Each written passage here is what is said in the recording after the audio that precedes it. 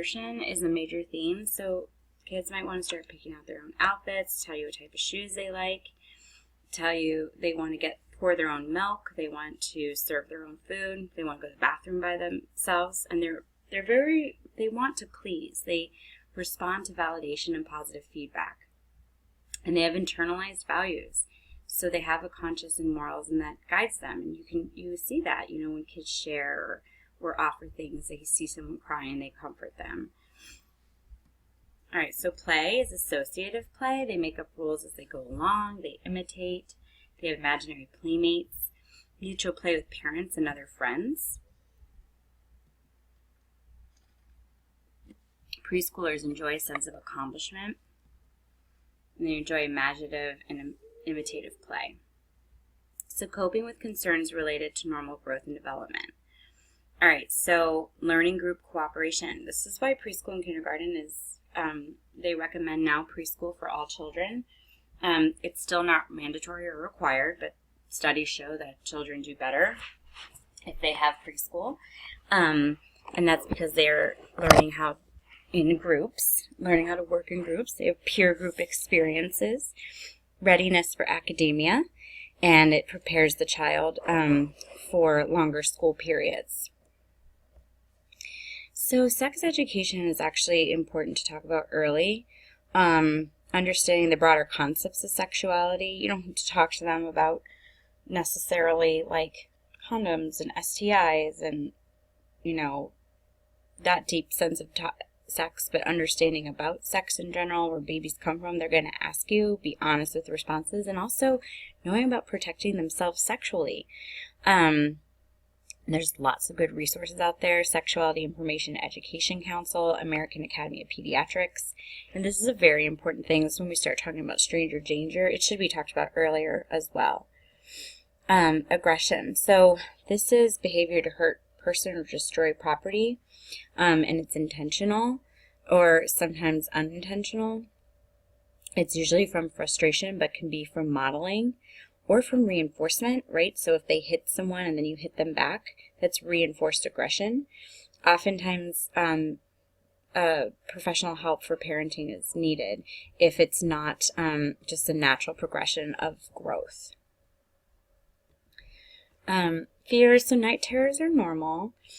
Children have a sense of animism, so they can ascribe lifelike characteristics to inanimate objects. And it's a technique to overcome fear, to be able to go to bed and sleep by themselves. It's actually a skill to acquire. And so, the darker your room, the better, but small things like a nightlight, a lovey. Children this age understand cause and effect. They understand mommy's down the hall, daddy's down the hall. Sometimes sharing a room with a sibling is helpful as well. So promoting optimum health during the preschool years. So nutritional requirements approximately 90 kilocalories per kilogram. Fluid requirement is approximately 100 milliliters per kilogram per day. My pyramid application to preschools. I personally don't like my pyramid. It's kind of antiquated, and it still uses grain as the main food group, which now grains are full of sugar and cornstarch and all that stuff. So the ADA has a better, the American Dietetics Association has a better food chart for them.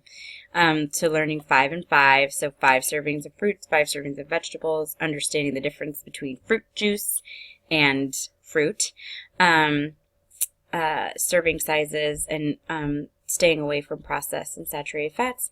And here's the thing. In 1980, a family went out to dinner, including drive-thrus, once a month. Now it's once a week or more. And that is actually what is playing into childhood obesity. Educating families that home-cooked meals are still the best meals.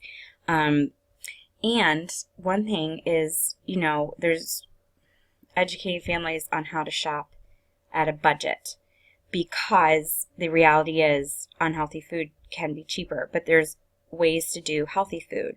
Oftentimes farmers markets will give you a SNAP benefit, which means your food stamps, you get an extra $10 to $20 per person per week or month toward produce if they buy produce. And then talking about concerns about childhood obesity. Soda should not be allowed in this age group. Soda should never be drank in general, but in this age group, there is still control among parents. This should not be drank at all by children. It is high in calories, high in sugar, and there's no nutritive properties of a soda. It should not be drank. Some people can justify chocolate milk because at least they're getting milk. Honestly, a kid doesn't need more than 8 ounces of milk a day because you get more calcium in a cup of carrots than you do in a cup of milk. So keeping that in mind when talking to parents about childhood obesity, it's pretty obvious when you can tell the difference between obesity and just baby fat. Having parents relay to you a 24-hour meal, having parents tell you what they eat, what they buy, how often they go through the drive-thru. In the end, your children are going to eat what you eat, so that's really important to relay to parents. Choosing healthy foods, assisting in food preparation is helpful. There's tons of books out there with that, YouTube videos. Sleep and activity. So sleep, they still need 12 hours per night for preschool. If kids have sleep problems, that needs to be addressed. Sleep apnea is actually a problem and can cause behavioral and cognitive delays in children this age group. So sleep studies are often warranted in this age group. Sleep rituals help establish routine and consistency. And often by this time, kids have dropped their nap, but some might require rest during the day. Oh, activity is also important. Kids need to be active. They should be limited 2 hours of screen time. Screen time should never be done before bed because it's going to get in the way of their proper sleeping. Dental health, so eruption of primary teeth is complete in preschool. Some kids might start to lose teeth. They need assistance with teeth brushing, routine prophylaxis. Now they can use fluoride supplements because they have the cognitive ability to spit out their toothpaste. They should be going to the dentist at this point. So again, the same injury preventions come: poisoning, drowning, pedestrian motor vehicle now. They're on their bike, they're walking, looking both ways for crossing the street, use of sidewalks, seatbelts for those who outgrow their booster. They should still be in boosters usually unless they completely outgrow it. Wearing helmets, not just for a bike, but with tricycles too. Seen too many injuries from little 5-year-olds on their three-wheeler, and they still got hurt. Emphasis on protection and education for safety. Even if, my mom's like, oh, they're just on the driveway, you could still smash your head on the driveway.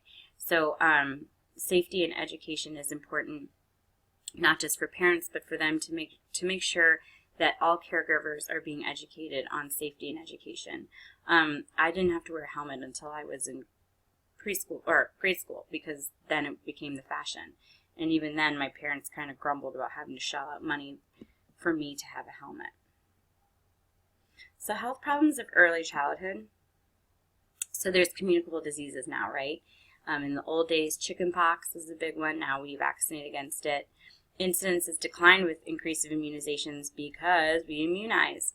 However, more and more people are declining immunizations, and so you get these pockets of disease outbreak, including pertussis, measles, mumps.